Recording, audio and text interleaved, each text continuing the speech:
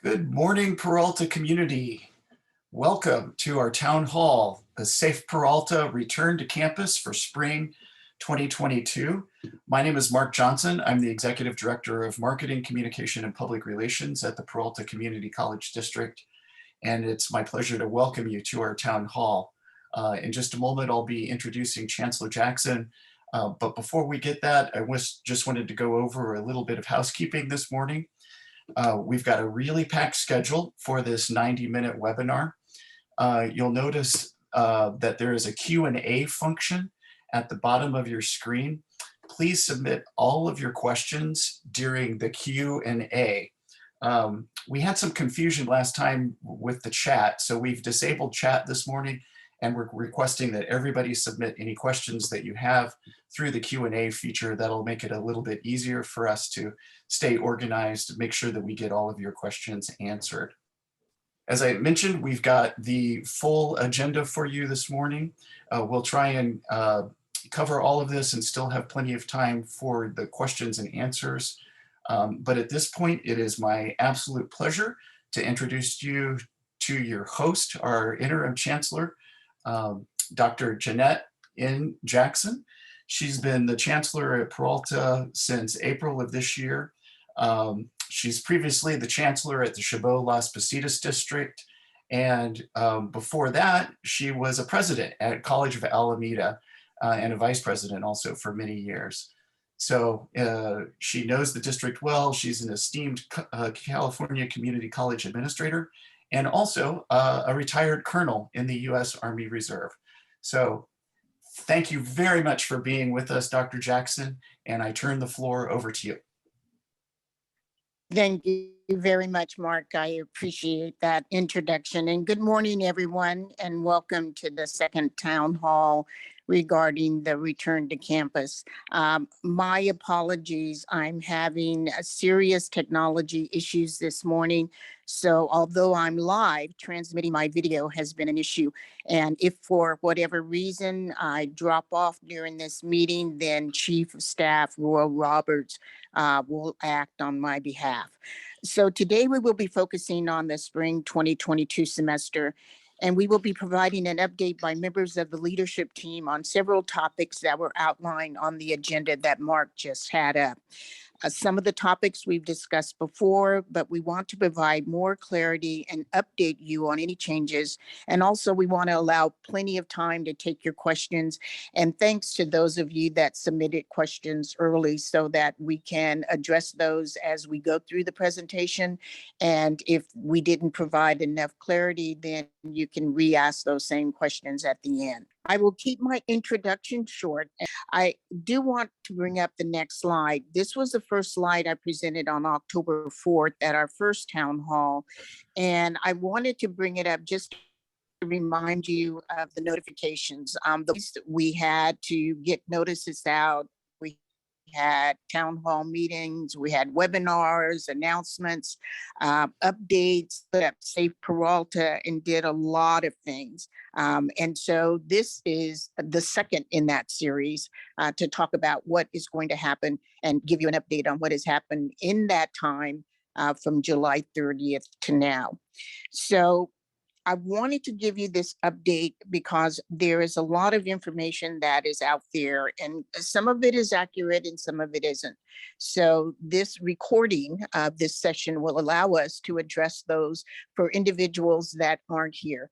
And I know the timing for this presentation isn't, they say timing is everything.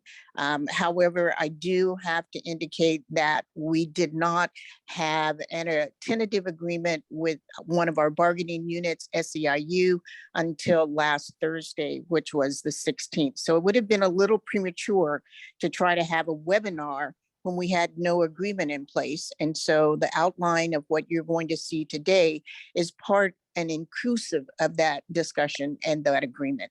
So let me begin with an excerpt, the next slide, please, that we sent out. This is the COVID vaccination for employees, and for emphasis on the very last line, I wanted to point out that it says, while on PCCD controlled property.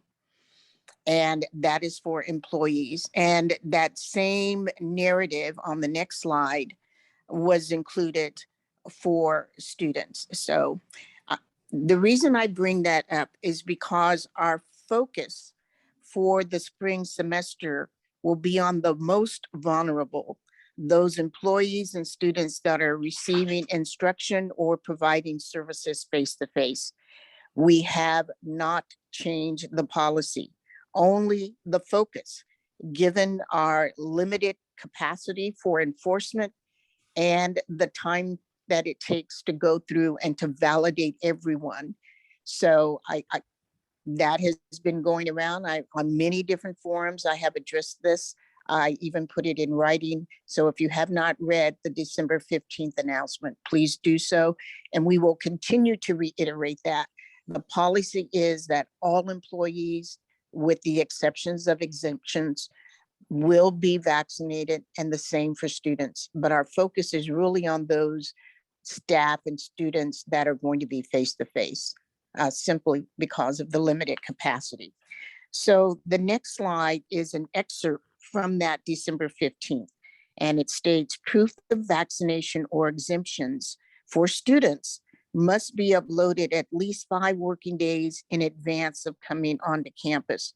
Students taking 100% online classes are not required to upload vaccination proof unless they come to campus for any reason. And I want to make sure that you see that and that you understand that. Students or visitors or staff that are coming in have to have and be in compliance with the policy. So as we go through this, you'll probably hear that stated by some of the presenters, but I wanted to start that off so that we could get that elephant out of the room and address that concern that I've heard in many different forums. And I also stated this, which was recorded at the last board meeting. So with that, I'd like to turn it over to Vice Chancellor Ron McKinley, who will go into detail about the vaccination policy so that we can continue on with our town hall and allow for adequate time for questions and answers. Dr. McKinley. Thank you, Dr. Jackson. So if we can have the next slide, please. So I'd like to remind everyone that we are, paving the road as we go along. That while we're driving on it, we acknowledge that the situation with regard to COVID-19 is very fluid. We all know that if we watch the news at all. And so we will continue to assess, adapt, and move forward as best we can. Our goal there is to keep everyone as safe as humanly possible.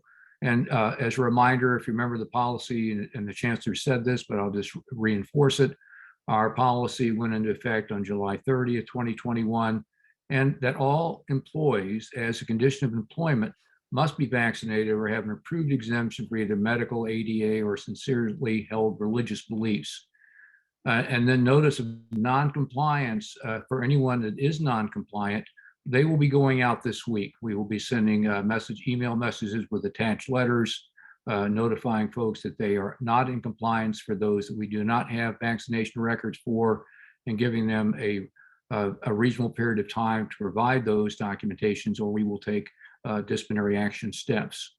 Then the policy was amended on August 5th to include students, and all students are required to be vaccinated. However, in the spring of 2022, as the chancellor just stated, our focus is on students attending in-person classes, and that's where we will provide our enforcement efforts. And then I want to remind everyone that everyone on campus for any reason or in the district office must be properly masked. And a properly masked means that it's covering both our mouths and our noses at all times while we're on Peralta controlled property, unless we are eating and drinking, or if we are alone in a private office with the door shut. Next slide, please. So once again, on August 22nd, 2021, we began limited classes on campus. We did daily screenings, and remind everyone, company nurses for employees and contractors, campus shields for students and other visitors, or visitors, I should say. On the 27th of August, announcements were made that employees and students must be fully vaccinated and have an approved exemption by October 7th. The student requirement was deferred until October 13th.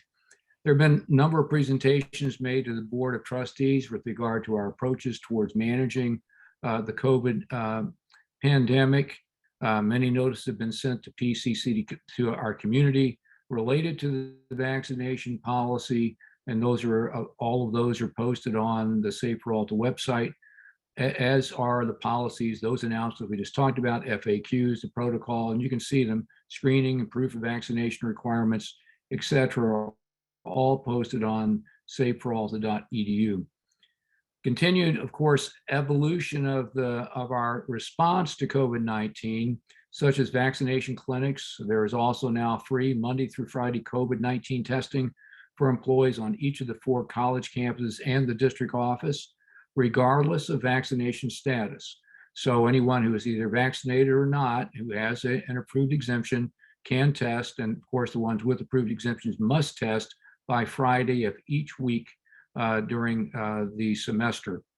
And then validation of COVID-19 vaccination documents we're using also the California COVID-19 website to help us validate those vaccination documents.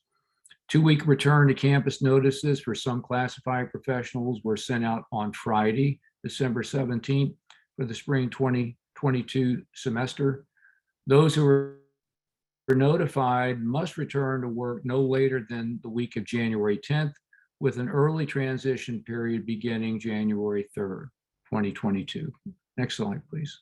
Once again, we're trying to keep people safe and holding ourselves accountable. And our goal, once again, is to keep everyone as safe as humanly possible. We do not want to discipline anyone. However, there are consequences for failure to comply with the vaccination and testing requirements. And as I said earlier, disciplinary action will be taken in cases where it is indicated. Non-compliance notices, once again, will be sent out this week. There are penalties also for falsification of vaccination status or use of forged documents. We've mentioned this before. Students may be disciplined for violations of Board Policy 5500 and Administrative Procedure 5500. That's Article 4, Section 8. That's dishonesty or furnishing false information to the college, of which a forged document or other such falsification would be. Employees may be disciplined for violations listed in the Education Code, Section 87732, which includes dishonesty. So using false or forced CCT COVID-19 vaccination cards is a federal offense. It's a felony. And a person, if they're charged and convicted in a trial, could receive up to 5 years in prison or a $10,000 fine. Next slide, please. As we said before, the COVID-19 landscape is evolving rapidly, as indicated by the emergence of the new variants, such as the Delta and Omicron variants. And therefore, it's really important for us to remain nimble and be responsive accordingly. That means that as an educational institution, we will evolve rapidly in our approach to COVID-19. An example of that is the new Cal-OSHA regulation that was that's going to be effective December 26th, requiring indoor masking for many organizations, including public educational institutions, which means that is us. Now let's take a look at it once again at some. I want to really reinforce that. Please, please, please go to safeperalta.edu often and look for any updates and announcements regarding COVID-19. This is very important given the fluidity of the situation. So as of December 17th, we had a total of 883 full-time employees. Of those, 815 we have proof of vaccination for 815, which is 94.7% of our full-time employees. The total number of exemptions that have been requested were 131, and the total number approved were 68, which is 51.9% of those that were submitted, and therefore 63 were denied, and that is a denial rate of 48.1%. What this means to us is, for our colleagues, all of us, that almost everyone, at least with regard to full-time employees, has been vaccinated, and that's fully vaccinated. That's what proves that they have both at least 2 vaccinations for Pfizer and Moderna and one for Johnson & Johnson. And so we should have, I think, a high level of comfort associated with that. Also, so I would encourage those remaining few percentage who have not been vaccinated or do not have an exemption to get that information done as quickly as possible. As I said before, non-compliance notices are going out this week. Thank you very much. And I would like to please hand this over to Dr. Siri Brown, our Vice Chancellor of Academic Affairs, and Executive Director Mark Johnson, the Executive Director of Marketing, Communications, and Public Information. Thank you. Thank you, IVC McKinley. I first want to address the number of questions that we've had about what do I do if an unvaccinated student shows up in my classroom, or if an unvaccinated student shows up in student services for support. I want to answer that by letting you know that we are ensuring that that doesn't happen by bringing on additional health provider staff from Bright Star Care and shoring up the campuses so that there are checkpoints where anybody entering the campus, students, visitors, employees, will engage in showing proof that they have been vaccinated or exempted, etc. So that the students that arrive in your classroom have already been checked to ensure that they comply with the policy. Executive Director Mark Johnson is going to go over some of the procedures to refamiliarize you with what's required from students and staff. Thank you, Dr. Brown. And again, good morning, everybody. Quick review for the students who have already been coming to campus for the fall semester, and thank you. And if you are preparing to come to campus for the spring 2022 semester, there are just a couple of things that you need to do before you come onto campus. So as Dr. McKinley just mentioned, at least 5 days before you come to campus, and most of the classes are starting on January 24th, so that means on January 17th, you should have your documentation regarding vaccination status uploaded via Campus Solutions. The other thing to do is to use Campus Shield. Every time you come to campus, there's a health screening that needs to take place with the Campus Shield app. So the first item, Campus Solutions. Now, the easiest thing to do is right after you finish enrolling in your spring 2022 classes at Campus Solutions is to click over to the Student Vaccination Tracker button. And you can see that circled in the upper right corner of the desktop version of Campus Solutions. Click the Vaccination Tracker and follow the directions to upload your vaccination information. We've got a excellent student-produced 1-minute how-to video guide that's available on YouTube. And there are detailed instructions that can be found for uploading your information on the Safe Peralta website with this link here. These slides will be posted on the Safe Peralta website so that you'll be able to access that. And then finally, there are exemption forms that are also available. While the focus is on getting vaccinated, we understand that there are some people that have medical or religious reasons why they cannot be vaccinated. And if that's the case, then there's an exemption form that you can fill out. Once that's taken care of, then every time you actually come to campus, you need to take a screening quiz. It's a very short quiz, and you do that through the Campus Shield app. You can download the app from either the Apple Store or Google Play. And you can set up your account using your Peralta College's email address. And each time you come to campus, click the COVID Health Assessment function in the app. And that'll take you to a series of 4 very short questions. You answer those questions, and those questions are designed to assess whether you've been in contact with somebody that has COVID and what your risk of having COVID is. And if you answer the questions in a way that indicates there is not a risk for COVID, then you'll get the so-called green screen. And this is an example. It's time stamped. and date stamped so that we know what day that you're visiting the campus and how much time that you have for that particular assessment to allow you to access. When you come to campus, check, as Dr. Brown mentioned just a moment ago, check in with the Bright Star team, and they will give this a look and allow you to pass through to campuses. For employees, it's a very similar two-step process of two things that need to happen before you come to the office. The first step is to upload the proof of vaccination via company nurse. And as Dr. McKinley just mentioned, almost all of you have already done that, which is awesome. Thank you, employees, for following that directive. The second step is also using company nurse, but this time for the daily screening process. Here's the URL for company nurse. It's a very, very straightforward process. You can bring it up on your phone, log in with your employee information, and you'll see the different options. You can see the vaccination status, and then if there's something that you need to do, it'll highlight it with this attention needed icon. You can click the screening button. You can take your questions.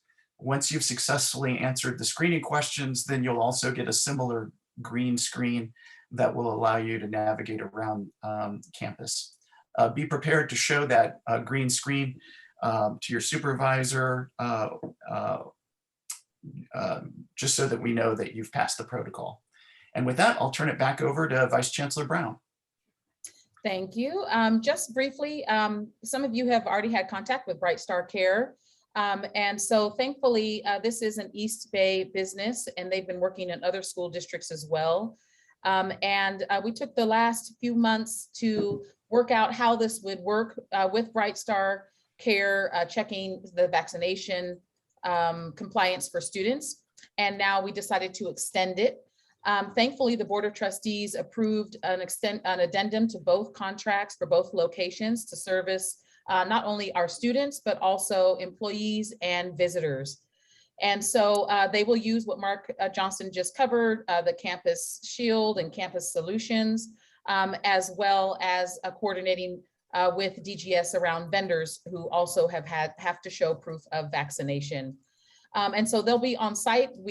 Each college has added additional Bright Star staffing, and they will be using a few means to ensure that students go through Bright Star to make sure that there's compliance. And additionally, IT has created ways to sort of show compliance to these pieces really quickly, that Bright Star that will help move the lines along. So with that, I'll move it on to our next discussion about campus security from our new Director of Public Safety, Timothy Thomas. All right, and hello everyone and students who are in attendance. I just wanted to say I'm happy to be here this morning and here to talk about public safety. And it's been quite a roller coaster getting into the new assignment, but we've hit the ground running, and I'm happy to talk about some of our highlights moving forward. Before I do that, let me tell you a little bit about myself. My name is Tim Thomas, and I came from Cal State University Stanislaus as a criminal justice instructor, as well as working as a public safety director with Carrington College. And prior to that, came from Contra Costa Community College as a police officer. I worked on campus with a lot of different integral parts of our campuses. Worked at DVC, Los Medallas College, and also Contra Costa Community College. While being a police officer, working on a community college campus, learned how the community college operation and runs. Being an integral part with our student activities, which I plan to do here, being an integral part of our executive cabinets, and also being an integral part of our community, which is improving our relationships with our neighboring agencies and also our behavioral science agencies in our local area. With that being said, currently, now I'm really happy to be here with Peralta, and definitely want to go over some of the great interesting things that we got coming down as far as safety. One of the main things I can say this morning, we're doing safety now at Laney. We have a training with Marina Security. We are doing an 8-hour extended course to give them a little bit more education on what the needs are for the college and it highlights some of the things that you're going to see here now. Security guards upon initial assignment for the day are assigned a specific location on a campus. This goes into our new strategies that we're patrolling our campuses on our observe and report. One of the main things is a security guard. We want to highlight observe and report, which means documentation. A lot of the times, open doors, suspicious individuals been on our campus, and as well as suspicious activity, which might be parking lots, people been on our campus at hours of the night, and so on. So we're documenting everything to put together a safety metrics, which shows us our busy days and our less busy days, so that we can assign effective coverage to those areas. One of the main things we want to concentrate on is meet and greet. Security guards to meet each person that are posting the area responsibility with the appropriate greeting of the day, and ascertain if they are assistants to the person. And what that's going to really entail is we will be doing escorts for faculty and students, those folks who are working at night and would like to escort. We will be doing escorts on all of our campuses by calling the safety dispatch line, which will be in some of our offices moving into some of my other points. Working on our improvement, our uniform standards, professionalism.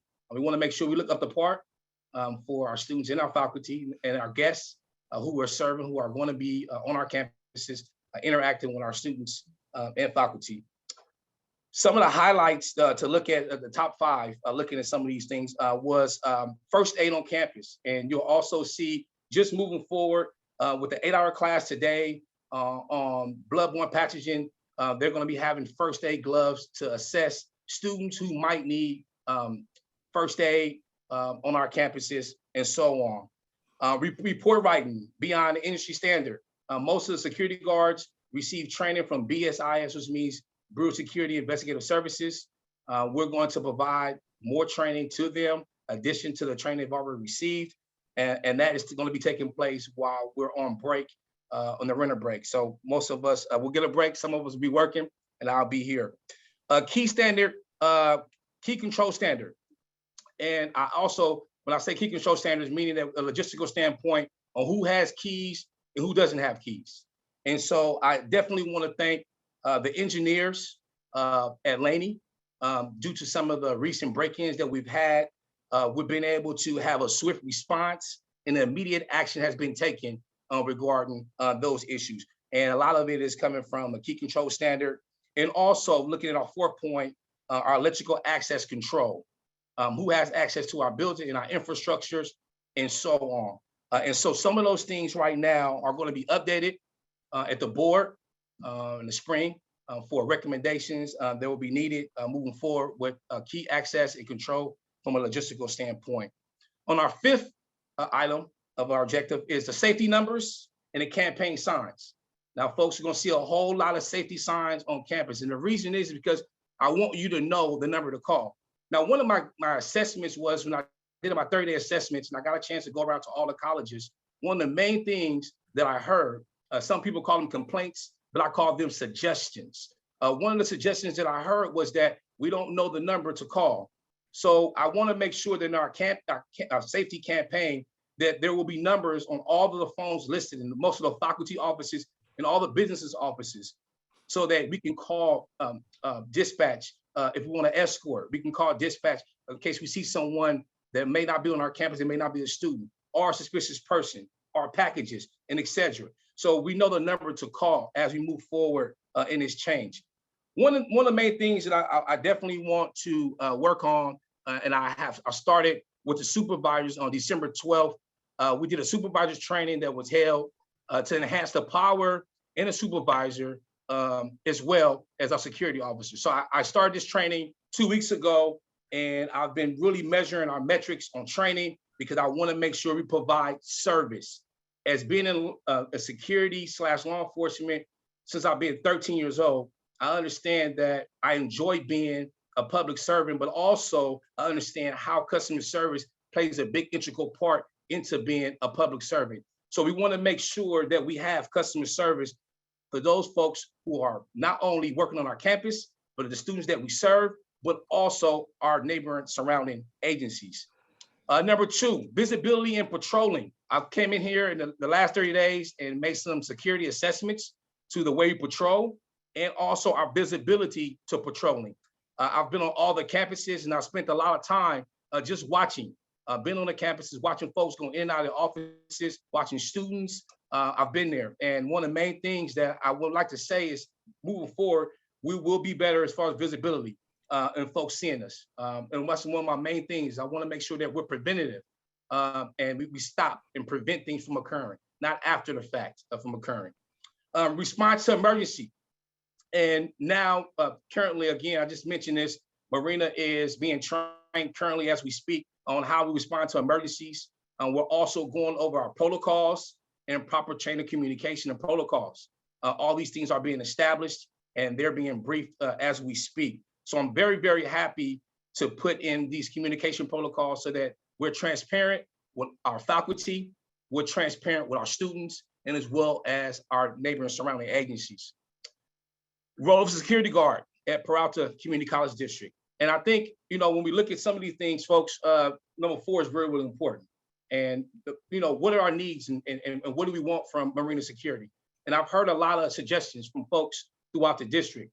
Let me tell you, those suggestions are taken very seriously. Safety is very seriously to me. And in the springtime, I plan to provide a documentation throughout the district on recommendation to the board on improving our safety measures throughout. Number 5, de-escalation training. And this is really important to me because even as a person that worked in law enforcement for 20 plus years and dealing with either a faculty member or dealing with an aspect of an officer, one of the main things we can always work on is de-escalation. And understanding the way things are going to be different when we return to campus. One of the main things is this mask, right? This mask that we're wearing. Folks don't want to wear a mask. And we want to make sure we wear a mask. We want to make sure we're protected. And we're protected, our faculty is protected. So we want to make sure that folks comply with the rules. And so we don't want to turn into the mask police or security, but we also want to make sure that folks are applying by the rules to keep not only our faculty safe, but their self is safe as well. So we want to make sure that this de-escalation training was there on how we deal with conflict. And currently now, we're working on that. And we're training now as we speak on de-escalation training. That's all involved into our 8-hour training today. And our last 6th item is our daily activity reports.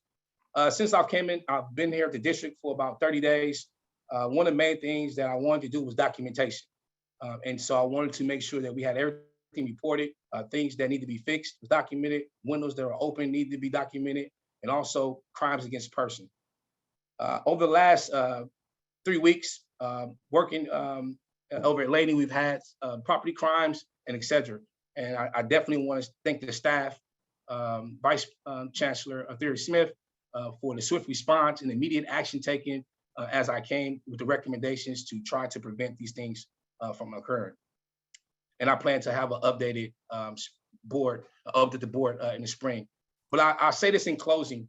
One of the challenges throughout the district that I've kind of embraced, and I want to share this, and safety is a big thing for all of us. We all play a big role in safety. But our challenge is to maintain commitment to a holistic safety and wellness, while at the same time maintaining a safe and secure environment. And I think that's the challenge. If I could sum it up in two paragraph, that is the main commitment moving forward with public safety. And I ask that folks give us time to make the measurements and the proper metrics that we need to keep our faculty and students safe. At this time, I'll turn it over to Vice Chancellor Theory Smith. Good morning, everyone, and welcome to the facilities update. Thank you, Tim, and it is great having you on. I'm happy that you're here, so welcome. Let me talk a little bit about what we've done for the return to campus. We have cleaned over 1.6 million square feet of facilities. That includes hallways, bathrooms, high-touched areas.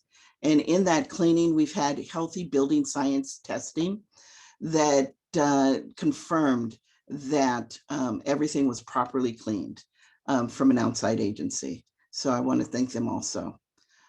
We've put up signage to instruct you where to go for masking. We've told them about the QR codes for company nurse, for campus share for the students. And we'll also be working with the campuses to put up additional signage. Just as Director Thomas had said, we will put up signage inside the building so that if something occurs and you need the telephone number in an emergency, we'll have signage up. We will also put additional signage giving directionals where people can find Bright Star and check in on their campuses. We've also done a flushing at the campuses, water flushings, which we will continue to do.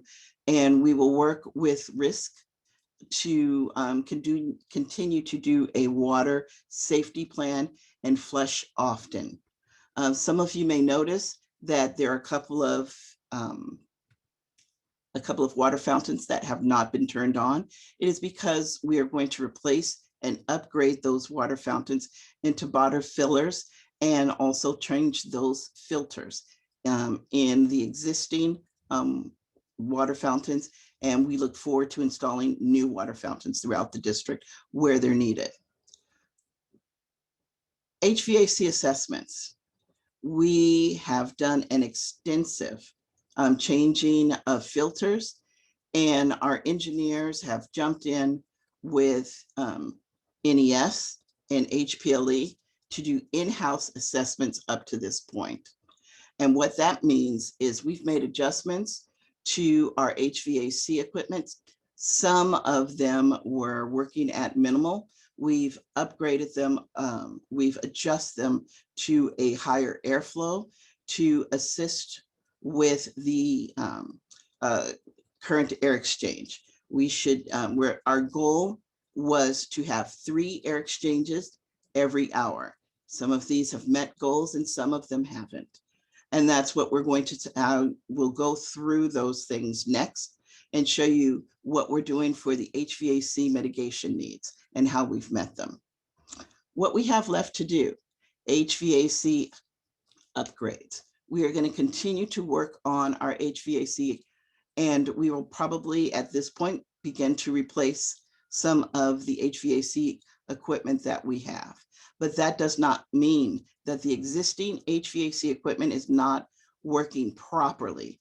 And also it has the mitigation in areas where it's needed. We're looking to do security improvements. We'll be working closely with campus leadership, with Director Thomas, and at your campuses, we're looking forward to getting back to the safety, security, and health, safety, and security committees meetings come January.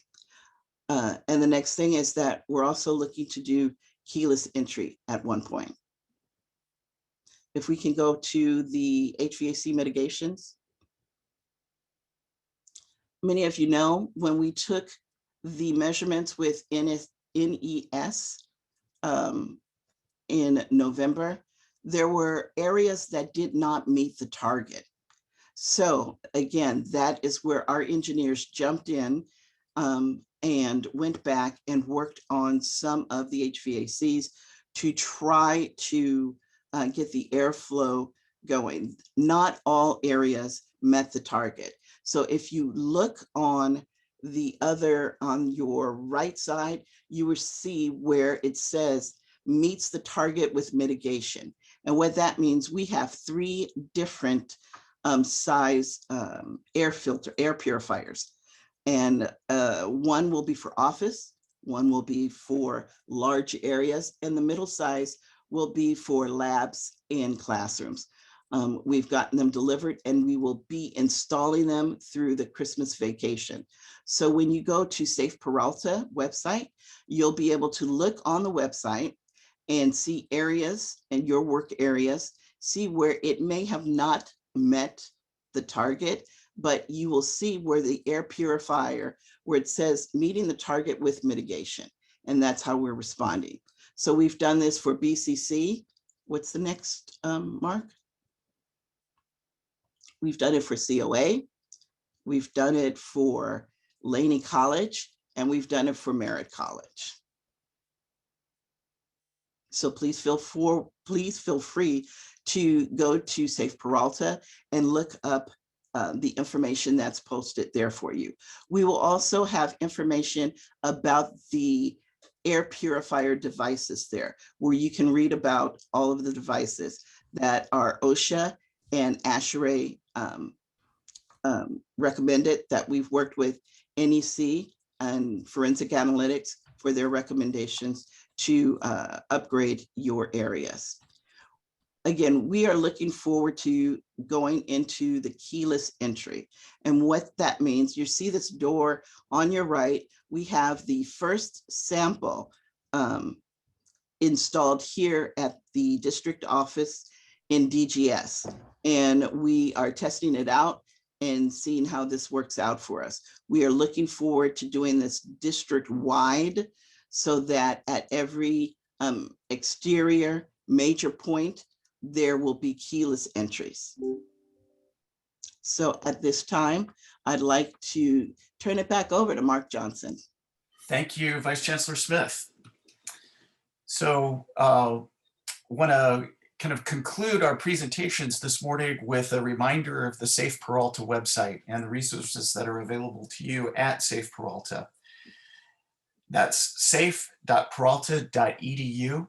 And if you visit that site, you'll be able to see a current status summary of things that are going on across the campuses, whether there's any kind of closures on a particular campus or not. Within the site, you'll be able to find information about the Peralta Vaccination Policy, both for employees and for students. You can find information about campus access and the procedures for getting through the checkpoints. You can find our COVID testing schedule and links to vaccination opportunities, both with Alameda County and with the pop-up opportunities that happen on the Peralta College campuses. There's a section for both students and then another section for employees. And each of those sections in turn have frequently asked questions that those particular cohorts might have with answers. Also on the homepage of the Safe Peralta website, we post our latest updates. So that's information including chancellor's announcements, like the announcement that went out on December 15th, for example. That's also where we have a link to reports, including the ventilation reports that Vice Chancellor Smith just mentioned. So if you go to the Safe Peralta homepage, look down for the ventilation reports, click that link, you can find links to both the original reports that were done in November before remediation, and then also the reports that my colleague Aaron Harbour, our web content developer, just posted this morning of the reports showing the results following the mitigations or efforts. And then lastly, if there is a positive case in one of our constituency groups, that's where that information also gets posted in the latest update section of Safe Peralta. And so with that, we have come to the question and answer period, and this is great. I'm going to stop sharing my screen, which means that I can finally see the questions that you all have been submitting throughout. So our effort is to make sure that all of these questions are addressed as much as possible in real time. We've got about 43 minutes to get your questions answered. Anything that doesn't get answered in real time today will be collated and posted on the Safe Peralta website. We want to make sure that your questions are answered. So before we dive into the questions that have been submitted, and I can see that my colleagues have been answering the questions as they go, so my thanks to the panelists for helping answer your questions. I did get a number of questions that were submitted before the meeting, and I want to make sure that we address those. So the first question comes from a faculty member, and the question is, why are students allowed to register for classes being held on campus if they have not been cleared for vaccination? And second, the first day of, well, that's the main question is why are students allowed to register for classes being held on campus if they have not been cleared for vaccination? Vice Chancellor Brown, I think that's something that you had touched on briefly. Would you like to respond to that, please? Sure, I will. We did discuss, you know, how to handle students who have not yet complied with the student vaccination policy. And we did talk to other districts as well to see what they were thinking about. And we decided we did not want to block students from registration for a number of reasons. One, students can register, you know, started registering mid-November, and there was no need to have them comply with the policy just to register when they still had several weeks that they could then get their vaccination or apply for exemption. We already have enough, you know, challenges in the way for students when it comes to registering. As you know, we've been working on making that better for students. And so we didn't want to add another block to it. Instead, we're taking the approach of mass communication to students so that they're aware of the policy and aware that they need to upload proof 5 days ahead of time and have health professionals available that can help support them in knowing where they can get a vaccination for free, or get tested, or help with the exemption, just all those kinds of things. So the approach was a positive approach. And like I said earlier, they won't be able to enter the classroom unless they have complied with the student vaccination policy. I Thank would you. ask also, Mark, before you go on, and I would also ask for assistance from our faculty members. If you are teaching face-to-face class, if you could put something in your syllabus or in your notification to your students through Canvas regarding what we just put in the announcement, that they need to comply 5 days, that we are going to be checking for that. They will not be allowed to attend the course if they have not complied. I'd really appreciate that. It's going to take all of us working together to make this happen so that individuals feel safe when they come on campus. And we have, just like everybody else, we have exemptions, but we have put in place steps so that people will still be required to get tested, even with those exemptions. So I would just ask for your assistance in communicating that, as you will have the direct access to those students prior to classes starting in January. Thank you. Thank you, Dr. Jackson. So the next question that we received ahead of time, I believe is for Vice Chancellor McKinley. And the question is this: does Peralta accept all vaccines? Many of our international students have received their vaccines from their home countries, so they may not be one of the more common ones administered here in the United States. Dr. McKinley? Yes, thank you, Director Johnson.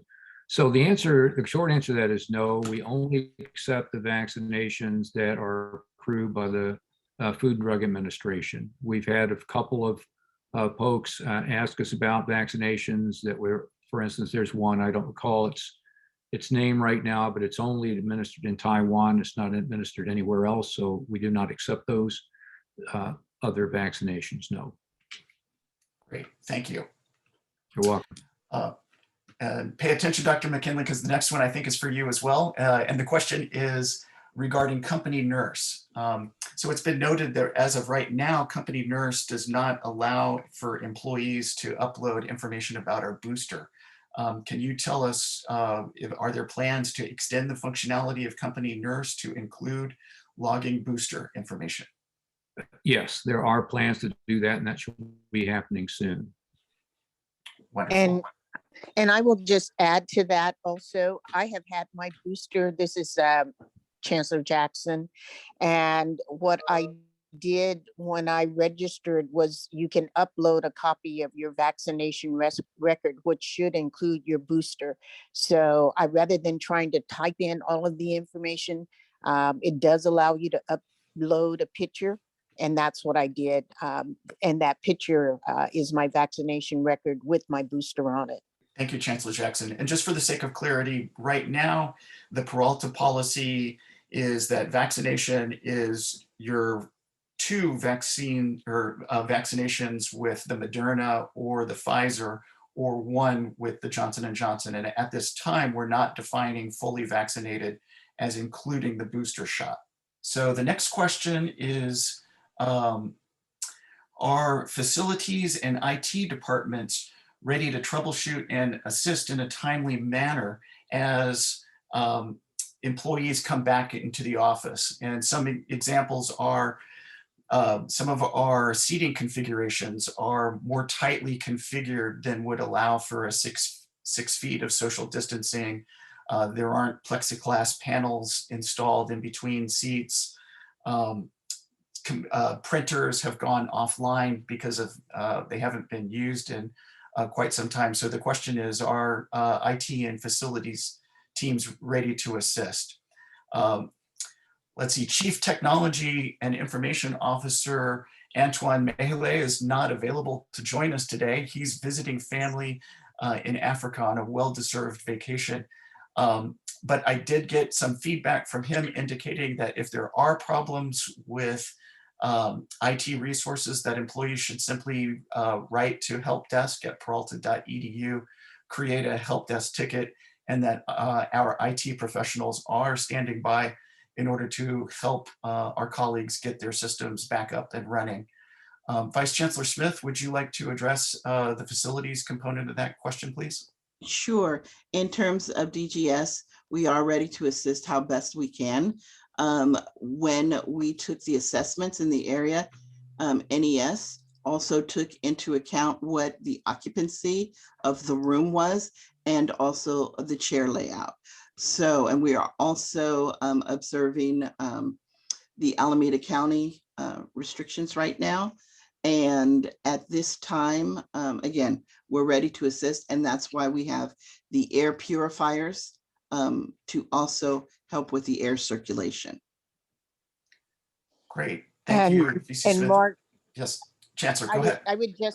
I was just going to say also, you'll notice that when we put up the notification about the return to campus, we said that individuals that were notified could start to return to campus as early as January the 3rd, but no later than the 10th of January.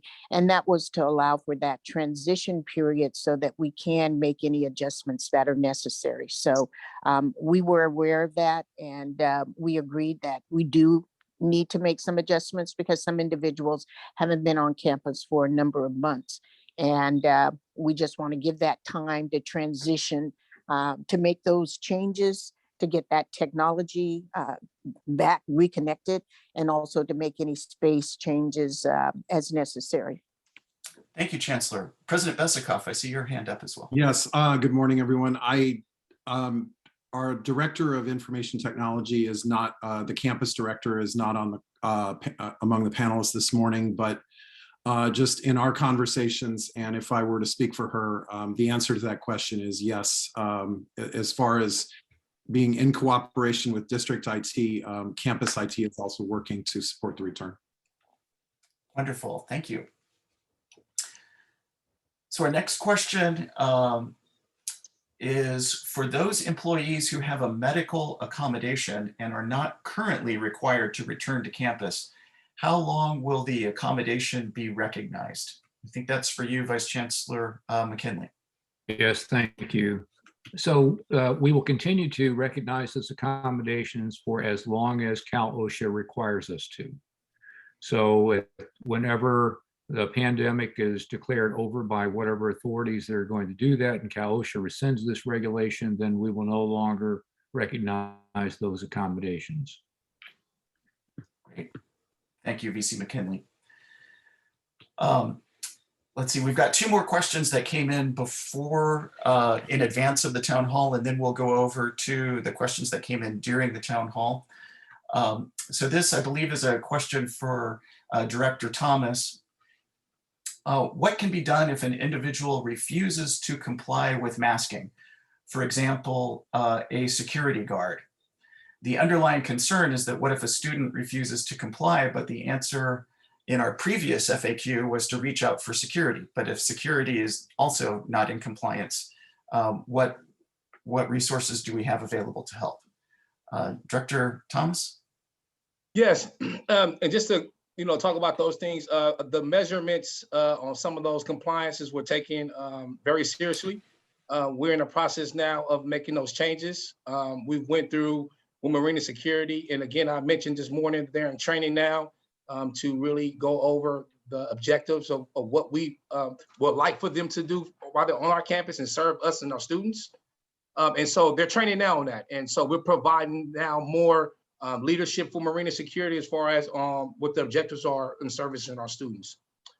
Looking at a student that is not compliant to wearing a mask, one of the main things, as I reiterated before, we don't want to get into a verbal 415 with a student without him or her wearing a mask.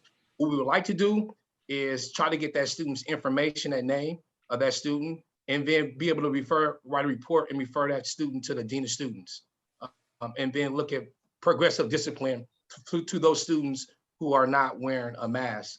And so that's kind of like right now the protocol that we have set for Marina regarding students who are not wearing a mask. Thank you very much. So the last question that came in before the town hall is actually 4 different questions. But they're all really about enforcement.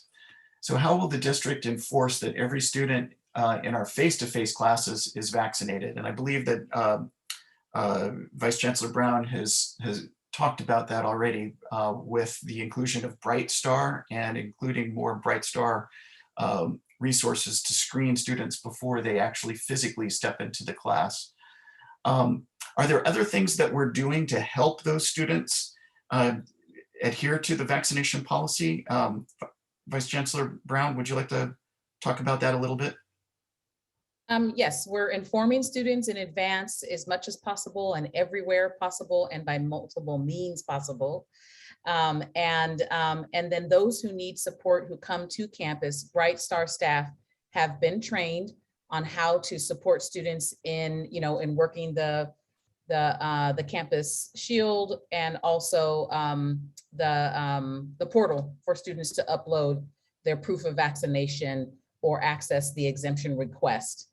And so the aim is to help students be able to comply and then continue their education this spring. If they do not, they will not be allowed on campus. And that's the way that we can ensure a safe environment. Great, thank you. The next question was, how will the district enforce that faculty is vaccinated? And as we heard from VC McKinley, nearly faculty are following the protocol and being vaccinated. There's a question about administrators and being both present on the campuses and also adhering to our mask policy. Let's see, Chancellor Jackson, would you like to address your expectations on how administrators are following our policies? Yes, I just want to reiterate, and I think it's been said in multiple forums, is that, and it's a term that we use in the military, is lead by example. So if we're expecting individuals to be masked, and I think that was one of the questions that was also put in the chat, that there are administrators that they've seen gathering and they weren't masked. And so I would say that that should be brought to their attention. And people do get lax, but I think that that is the policy and we need to adhere to that policy. And on the same refrain, I've had individuals ask about administrators being on campus or being at the district office. Well, the last time I checked, administrators were people and our policy applies to all people.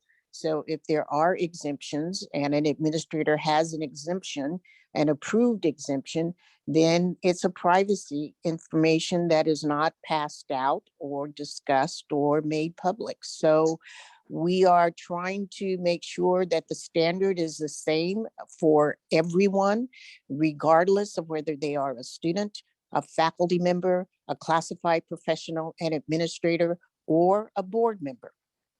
The standard is the same for everyone. Great, thank you, Chancellor. With that, we can shift over to the questions that have been submitted today during the town hall. The first question that I see that hasn't been responded to already is from Dr. Donald Moore, the president of the District Academic Senate.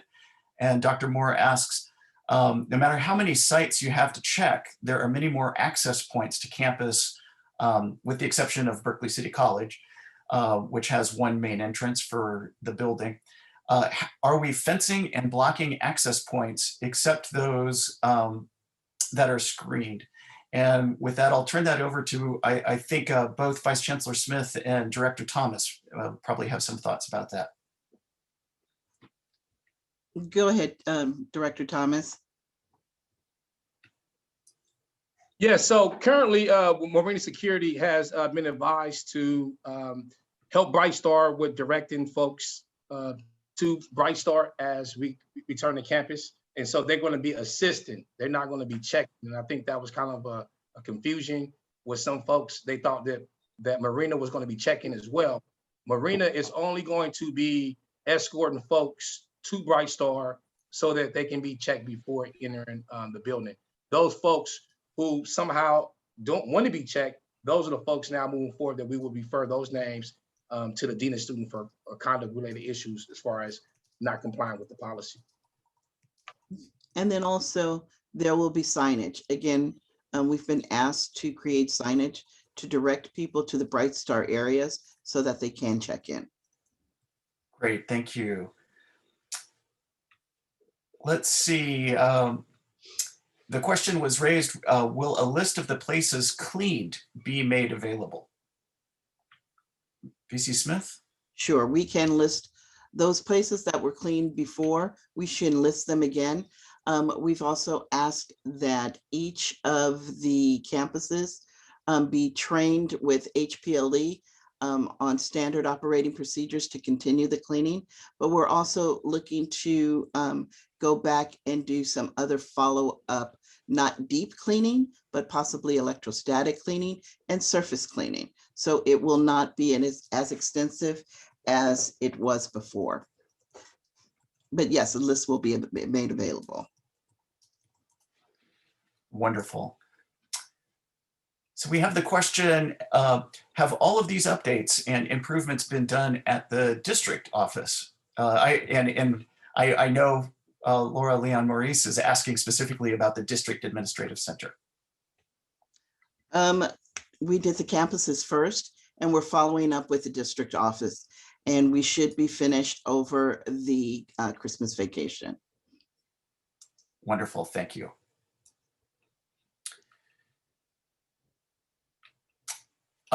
We have a question with the Omicron variant that is highly contagious. Are there plans to close the campuses again? And let's see, Chancellor Jackson is. I think I addressed this in the Q&A, but I'm happy to repeat it. I think Dr. McKinley also covered it in his presentation. We have to be flexible. We don't know. It may be Omicron now. It might be Delcon in the future. It might be Zebra following that. We don't know what's going to happen with this virus. And so that's why we said we have to be flexible. We have to assess what is happening. We need to make a decision based upon that, and then we need to implement it. So that is why Safe Peralta is really your touchstone and should be your touchstone for getting the information out. We also send out announcements. I've done that several times. In fact, I had someone tell me that, you know, Dr. Jackson, you guys are sending out so many announcements. It's like information overload. Then I have other individuals that say they haven't heard anything. So, you know, I haven't figured out the happy medium yet, but we don't know. So as the situation progresses, if we have to go back to another, you know, shelter in place, if that is what is dictated, then that is what we will do. But we won't know until we start going back and make that assessment and act appropriately. Thank you, Chancellor. We have a question about Cal OSHA. What steps is Peralta taking to abide by the revised Cal OSHA standards? I think this is probably for VC McKinley and VC Smith. Dr. McKinley, do you want to go first?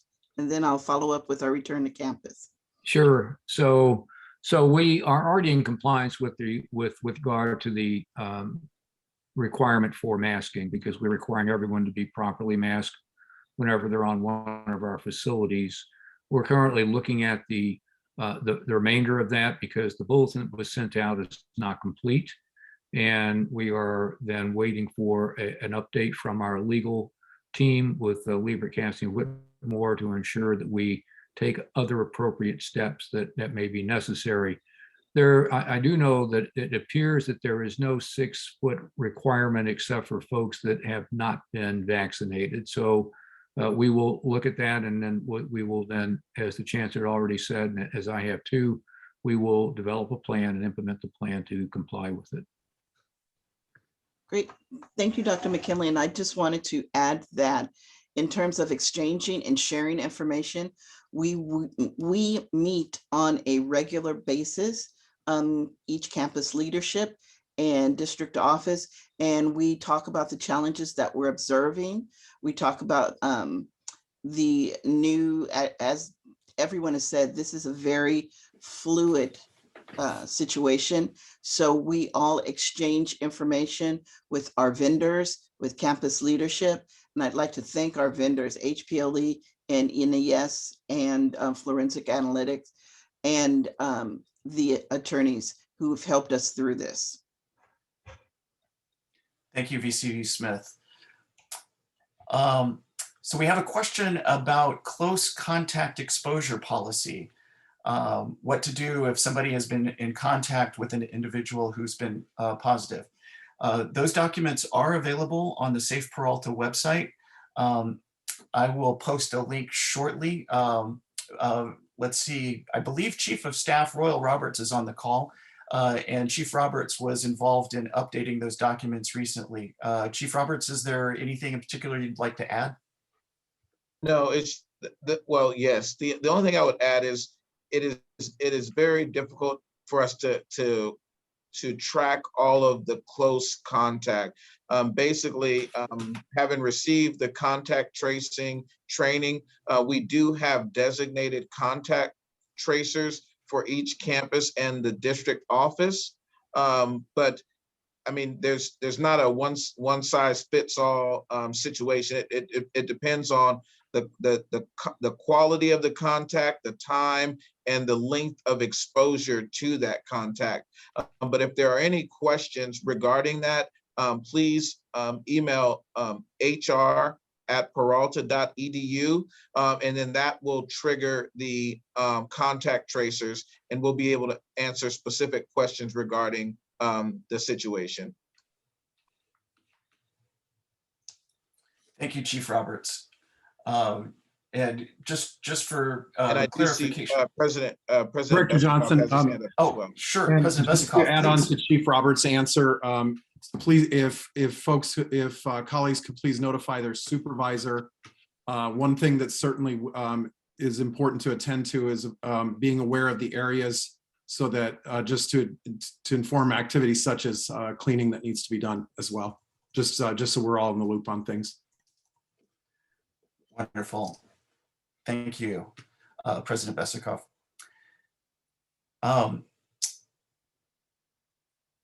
So the question is about student services personnel, and especially counselors who've been enclosed in areas for privacy. What are we doing to keep those individuals safe? I think that's more of a facilities question, yes. Okay, many of those offices and also the student areas were tested. And again, you should see them in whether they meet the target or did not meet the target. And for those offices that did not meet the target, again, we have the air purifiers that we'll be installing. When you go onto the website, you will also be able to see how many air circulations there are in your office. Some of them circulate in small areas. I've seen 15 air changes in an hour, which, you know, accommodates 5 people in one small office. But again, those things those areas and offices that did not meet the target, we have the air purifiers here in the district to accommodate that. Great, thank you, VC Smith. Let's see, we have a question about will administrators working out of state be required to come back in person? Chancellor Jackson, do you want to field that? I think I already addressed that earlier. The policy applies to everyone, whether you're an administrator, whether you're a classified professional, whether you're a board member, or whether you're a faculty member. And I do believe we do have individuals in all of those categories that may not be located in Oakland or Berkeley or Alameda and that are outside that area. So I think that's already been addressed. The policy is for everyone. The standard is the same for everyone, unless there is an exception. Wonderful. Thank you, Chancellor. We have a question regarding what happens if managers have been unmasked in their offices and then bring staff in for face-to-face meetings in those offices. Is there, it sounds like there's an assumption that there's a risk of in that situation, and I don't believe that's actually the case. Let's see, President Jones, I see you shaking your head. Would you care to answer that question? Sure. 2 points that I would add. Number one is in addition to having the proper air exchanges, that's why we have the target at 3 air changes. And in some spaces, there is a higher level of air exchanges. And for those that are meeting the target, because we have air purifiers, so that's addressing that. And then additionally, when someone else comes into the office, both parties are expected to wear a mask. And then additionally, both parties are expected to be vaccinated. So there is multiple levels of risk protection. So I don't see that as a concern. The last component is that in addition, we've also reduced the amount of we've reduced the amount of return air. So the systems isn't doing return air, and that could be affecting other areas. So that's a question that came up that is not the case as well. So I think it's safe as long as both parties are vaccinated and both parties are wearing their masks. And then also, thank you, Dr. Jones. Also, I'd like to add that, you know, the target is 3 air exchanges per hour. So every 20 minutes, you're having air circulation. So, you know, are you sitting there at a long period of time with one person? And, you know, we're still meeting that target. There, as Dr. Jones went through, there are many other, they're vaccinated, you can be masked. There's many other thresholds that we've met. Great. Thank you, President Jones. Thank you, Vice Chancellor Smith. Should managers be asking employees to come to campus prior to receiving the letter? I believe that VC McKinley addressed this during his presentation earlier. That's that we've invited staff to come back voluntarily to prepare prior to the January 10th deadline in the letters that many, but not all, classified professional employees have received. VC McKinley, anything that you want to add to that? No, thank you. I think you did that very well. Thank you. Great, thank you. Is there an official telecommute policy? Are classified staff and faculty allowed to work out of state, exemptions or not? Let's see, we are working on a telecommute policy.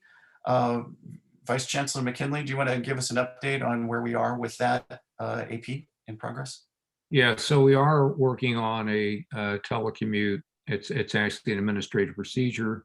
We have looked at it now first in the Chancellor's Cabinet.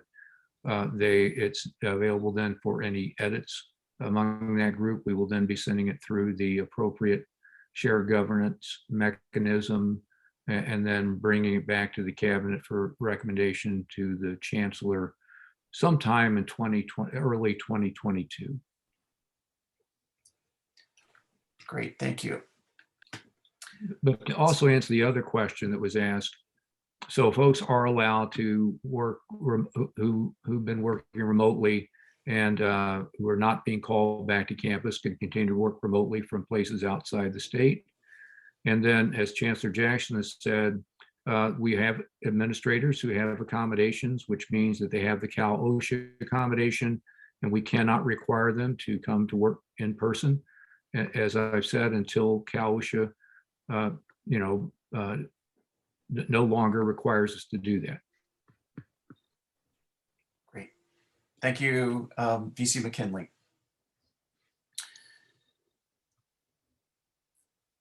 Oh, I was getting ready to ask a question, but it looks like it had been answered in writing, so it's disappeared from my list. Let's see. Faculty have access to information about the vaccination status of students they're working with. And the question is, will classified professionals who work closely with students also have access to this information? So the student information is submitted via Campus Solutions, and that populates attendee lists that the faculty look at. I'm not sure that we've discussed making that kind of information available for classified professionals in support roles yet. Would anyone like to comment on that? Yeah, I would like to comment. One is that faculty do not have access to whether the student is vaccinated or not. Faculty have access to whether the student is cleared or uncleared in relation to the student vaccination policy. And then remember that what we talked about earlier was that any student coming on to campus for services will have to go through the Bright Star check, so that when they're in the student services areas, financial aid, A&R, et cetera, that you can be assured that the student isn't there unless they've been checked for compliance. So yeah. Great, thank you, VC Brown.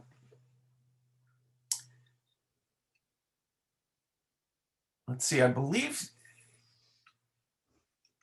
that's the end of the questions that I see that have been submitted. There are some questions that aren't really questions, that are more comments or statements.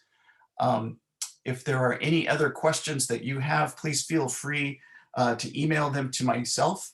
I'll be working with my team this week, Aaron Harbour, our web content developer in particular, to consolidate the questions that have come in, to document the answers into an FAQ form that we'll make available on the Safe Peralta website.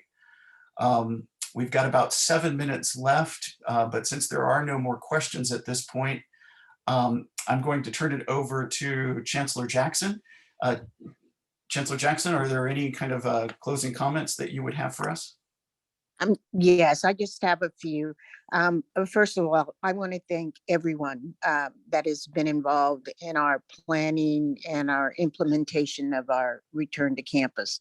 And that runs the gamut from our bargaining units that have been working with us to ensure that you are safe, all of you are safe, including administrators who are not represented by a bargaining unit, but still comply with the same guidelines that are established. And then also for our external vendors that have been extremely flexible as things have changed. They've been able to accommodate us. We had a lot of individuals out. Marina Security brought in additional personnel when we first started the fall semester, because we weren't sure what to expect. We scaled back on that. They are now back in their lane, which is, security is not checking for COVID vaccinations, and we brought on Bright Star to that. I want to thank the board for approving at the last meeting the contract for Bright Star. And I want to thank the individuals in IT working with Oracle and PeopleSoft to ensure that faculty get an update on the students that they have in their face-to-face classes on whether they've been cleared or not. Again, we are going to have to work together on this. It can't just be the district. It can't just be the college. It can't just be this department or that department or this administrator or that. We really have to work together. That was what this particular town hall was to address, because there was some misinformation out there or lack of clarity on certain things. And hopefully by conducting this town hall, we were able to address all of those concerns. If there are any other questions, as Mark has indicated, please, please, please let us know. I want people to feel that we have done everything we've said we've done, that they have confidence in that we're constantly assessing. We want to make sure that you're safe. That's an issue that I've heard more in the last few weeks than I have since I've been here. And we are going to be doing a presentation, as Tim indicated, his assessment of the first 90 days. He will be doing a presentation. If you look at the board calendar that was adopted, we were looking either at the end of January, the second meeting, I believe on the 24th. And if that isn't possible, then the first week in February. So we want to be clear, we want to be transparent, and we want to communicate with what we're doing. So with that, I want to thank everyone. Have a happy holiday season, and enjoy yourself, rest, get reinvigorated, because it'll all start again in not too long a future here. A few weeks, we'll be back at it. So unless there's any more questions, I thank you all.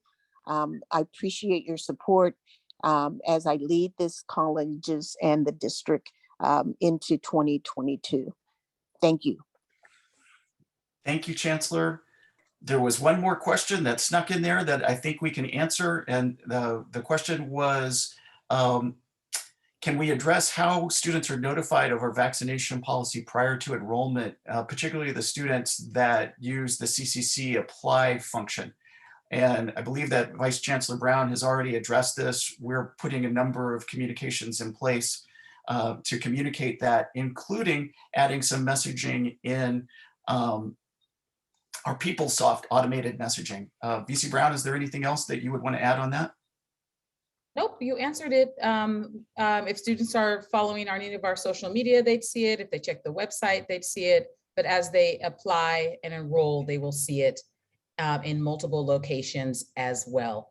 We're doing everything we can to communicate it to students. That doesn't mean you can reach every student, but by the time they come and walk onto campus, they sure will, or log into their Canvas shell, they will know, and then we will support them in complying. And again, I want to encourage VC Brown. our faculty members to include, excuse me, I'm sorry, Mark, for talking over you. And I was saying, and I know that the faculty have ended their 175-day contract because finals are over, but we couldn't have done this any earlier. And I apologize for that, but we do need help, and faculty also sending out information via the students that they're going to be doing direct contact with their syllabus and through Canvas. We would appreciate that assistance also. It's going to take a village. Thank you, Chancellor Jackson. And with that, we're basically at the end of time. Thank you all for attending. Enjoy your holiday break. Please stay tuned with Safe Peralta for the posting of the link to the video that will be up on YouTube, to link to the questions that were asked during the session, and the link to the answers as well as those questions. Thank you very much. Goodbye, everybody. Bye, everyone. Safe holidays. Safe holidays.